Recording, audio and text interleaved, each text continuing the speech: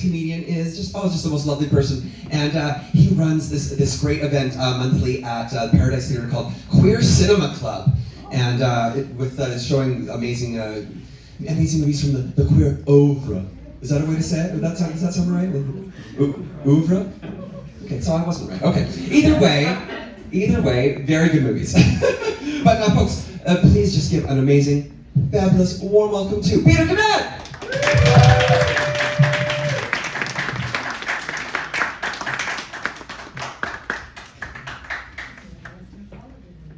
Hi.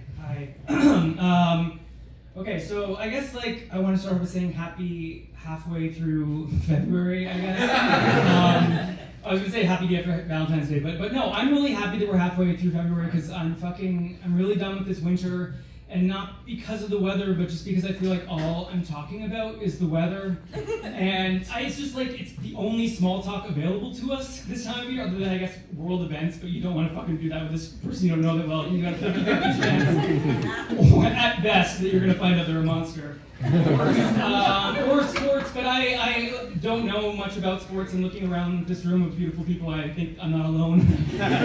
So all we're left with is the weather, and I hate, it's almost like I'm consumed by I'm possessed by someone who's making me make small talk about the weather all day, every day. Today, I feel 20 times I said to someone that I kind of knew or didn't know, in an elevator or whatever, oh, we thought it was over, but it's back. And then 2 weeks ago, it was oh, global warming's gonna kill us, but at least we have today, over and over.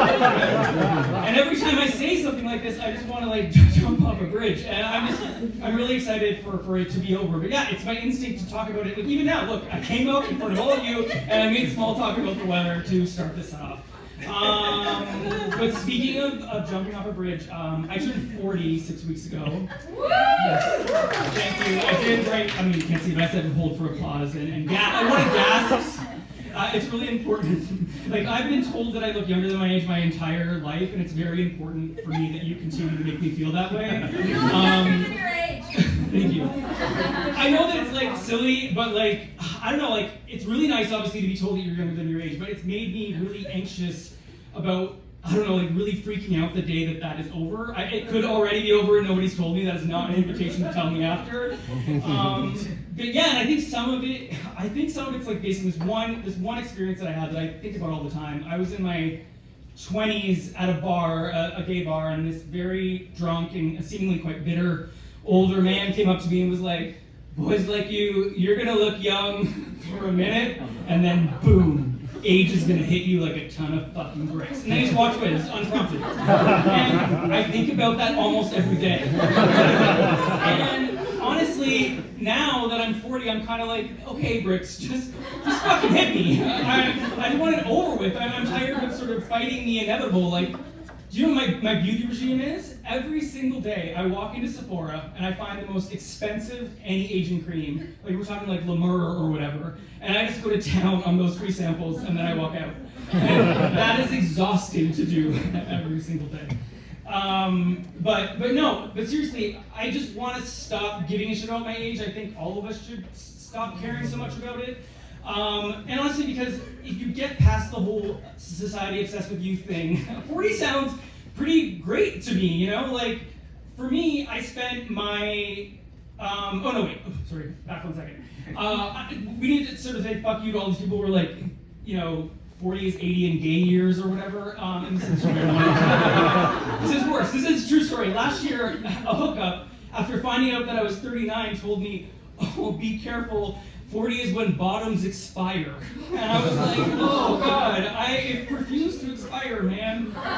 Anyway, all this to say, I feel like I spent my 20s making a total mess of myself and my life, and then I spent my 30s cleaning up that mess. And now that I'm entering my 40s, I just kind of want to chill out and wait for the world to end or whatever, And who really does want to be 25 in 2024? Like, I don't know, 25 sounded really nice in like 2009. I know this because I was 25 in 2009. I'm sorry to anyone here who identifies as 25, but it just sounds like a fucking nightmare today. Like, everything costs $1 million, the world's on fire, societal collapse is inevitable. Like, I hate to say this, but I feel like when 25-year-olds today turn 40, the world's gonna be so bleak there's not gonna be birthday parties anymore. I'm sorry, I'm getting too dark. And you came to watch a comedy show in a blizzard, so I'm gonna try and like reset and be more positive. Also take a sip of water. I have lots of reasons to be really happy about entering this new decade, so I'm gonna try and focus on that for the rest of the set. Here's a big one. I got married last year. Yeah. And you're not going to believe this, but it was to a man. Isn't that disgusting? No. It was to a really, really, really wonderful man. And yeah, I gotta say it's been kind of, or I gotta say I never really thought that I was gonna get married, not because I'm gay, but just because I'm so broken. Or at least I used to think I was really broken, and now I'm thinking I'm just like a little bit broken, which is probably like the least amount of broken you can feel without lying to yourself. So, yeah. And it's been really fun just like calling him my husband. Like even when people ask who he is, I'm like, oh, this is my husband. It feels like such a fancy lady thing to say. Oh, this is my husband. I don't know. And there's nothing I've wanted to be more than a fancy lady, to be honest. Yeah, but we had a really nice wedding, no drama, like all love, and I think that had a lot to do with the fact that I'm 40. I am too tired for any kind of bullshit, so I did not invite anybody that I didn't want to be there or even thought was any sort of liability to me having the perfect time. For example, I didn't invite my grandmother, which was like slightly controversial, but like my grandmother, she doesn't really like gay people. She says she does, kind of, but I know she doesn't really. So why would I invite her to a gay wedding, especially one that was officiated by a drag king that goes by the name of Gay Jesus? Maybe you know them, they're incredible. Gay Jesus married me, and my husband who's back there. Anyway, my grandmother is 98 years old, and she is ultra fucking religious. I just knew that if she showed up and saw a drag king named Gay Jesus gay marrying her gay grandson to another gay man, and not in a church, it would have killed her. So I feel like I saved that bitch's life by not inviting her to my wedding. Yeah. Oh God, though, 98 years old. Like, imagine being 98 years old. That woman was 58 years old when I was born, and she is still alive. And I don't know, like that genetically sets me up to maybe live to be 98 years old. So I just feel like that just sounds like. It just sounds like such a nightmare. I mean, bottoms definitely do expire by 98 years old. And can you imagine the small talk we have in the winter of 2082? Like, it's just gonna be like, oh, remember when we could go outside and not combust into flames? That's all I got. So thank you so much for listening to my set, and be careful out there.